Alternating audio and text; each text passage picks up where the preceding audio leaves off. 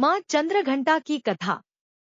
कथाओं के अनुसार माँ दुर्गा का पहला रूप माँ शैलपुत्री और दूसरा माँ ब्रह्मचारिणी स्वरूप जो भगवान शंकर को प्राप्त करने के लिए माना जाता है। जब माँ ब्रह्मचारिणी भगवान शंकर को पति रूप में प्राप्त कर लेती है, तब वह आदिशक्ति के रूप में प्रकट होती है और चंद्रघंटा बन जाती है।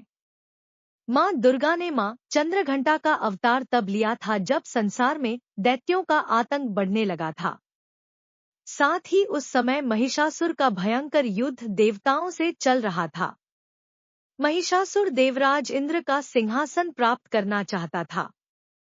वह स्वर्ग लोक पर राज करने की इच्छा पूरी करने के लिए यह युद्ध कर रहा था। ऐसे हुई माँ चंद्रघंटा की उत्पत्ति।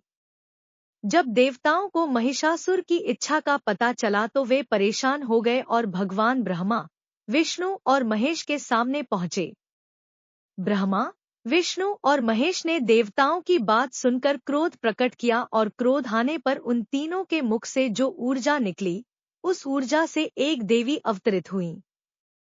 उस देवी को भगवान शंकर ने अपना त्रिशूल, भगवान विष्णु ने अपना चक्र, इंद्र ने अपना घंटा, सूर्य ने अपना तेज और तलवार और सिंह प्रदान किया।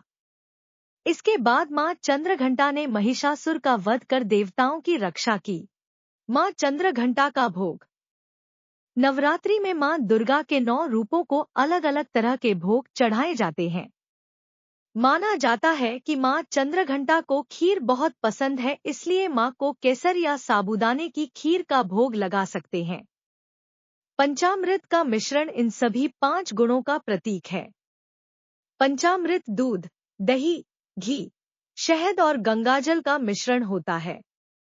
यह माँ चंद्रघंटा को अत्यंत प्रिय है।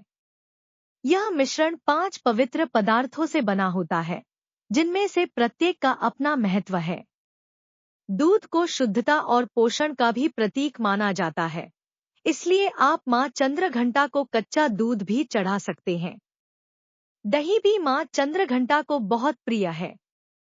आप दही को सादा या फिर फलों के साथ मिलाकर भी चढ़ा सकते हैं।